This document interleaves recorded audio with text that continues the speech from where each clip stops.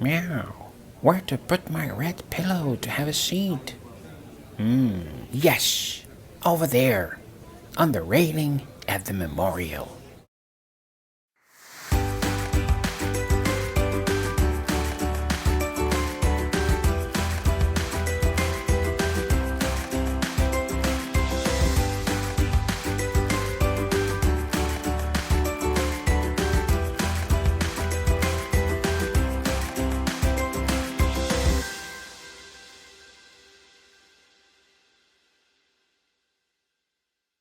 Hello and welcome, boys and girls and grown-ups as well.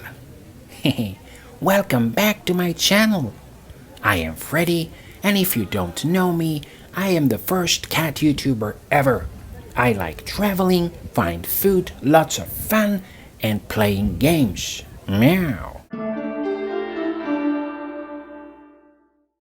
Welcome to Canterbury, a small town in the southeast of England. Why have I brought you here? Well, there are three main reasons for it. First, this place is very old. The original Roman settlement was established here almost 2,000 years ago. They called it Durovernum. Now, second reason, in Canterbury you find the second largest Gothic cathedral in Northern Europe. It is a home to the largest expanse of medieval stained glass in Britain, including the 600-year-old east window of a size of a tennis court. Meow. The third reason why I have brought you here is that I simply like Canterbury. It's a beautiful English town with a strong medieval atmosphere. After the Romans left Britain in 410 AD, Durovernum was abandoned for the next 100 years. Then, a few Anglo-Saxon families formed a settlement here. Later, in 597 AD, Pope Gregory the Great sent a monk by the name of Augustine to convert the pagan King Ethelbert of Kent to Christianity. This Augustine was a different Augustine from the so-called Saint Augustine who lived in the Roman North Africa and died in 430 AD. Shortly after his arrival in Canterbury in 597, Augustine chose this town to become his base, and he organized things in a way an abbey and a cathedral constructions began. Augustine then became the first Archbishop of Canterbury, the leader of the Christian Church in England. Due to all this, Canterbury grew in importance, and that led to its revival and trade development. Pottery, textile, leather, and other goods became available. By 630, Canterbury Mint was established, and they started minting gold coins. Meow. In the 40s and early 50s of the 9th century, the town suffered under repeated raids of the Vikings from Denmark. Then it seemed the raiders were gone forever. Unfortunately, they weren't. In 1011, the Vikings sieged the town, conquered it, and pillaged it. And more, they killed the archbishop. When William, called William the Conqueror, arrived in 1066, the people of Canterbury did not fight back.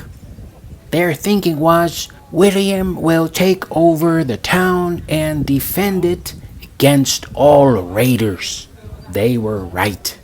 Shortly after his arrival, William ordered a simple castle called Motte and Bailey to be built by the Roman city wall to support the defense of the town.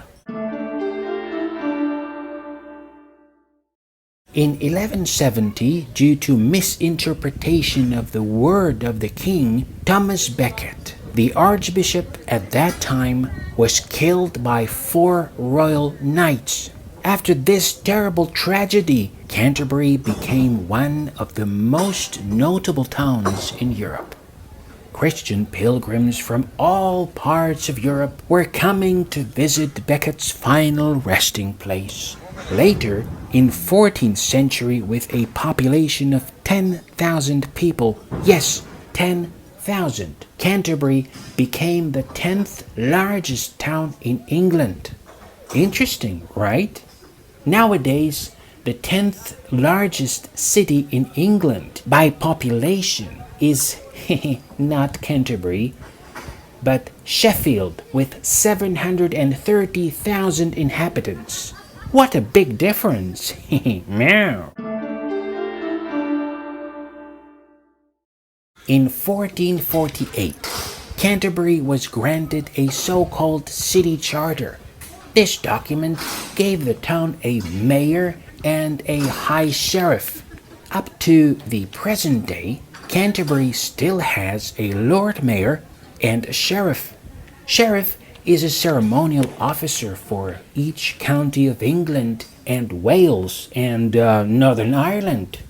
A significant breaking point came with Henry VIII. He said goodbye to the Pope of Rome, and in 1534 the Parliament proclaimed him the head of the Christian Church in England. Together with this, he started a legal and administrative process against various monasteries and convents. He confiscated their money and assets, and here in Canterbury he ordered the shrine of Thomas Becket to be destroyed. All the gold, silver, and jewels were transported to the Tower of London. The so-called Thomas Becket pilgrimages ended. In 1620, here in Canterbury, a man by the name of Robert Cushman came to the house at 59 Palace Street to negotiate a lease of a ship. Well, you may say, and so what? There were many ships around the coast of England in those days, so what? Well, the name of that particular ship was Mayflower. Those of you who are Americans, or you know something of American history, this ship played a role in it.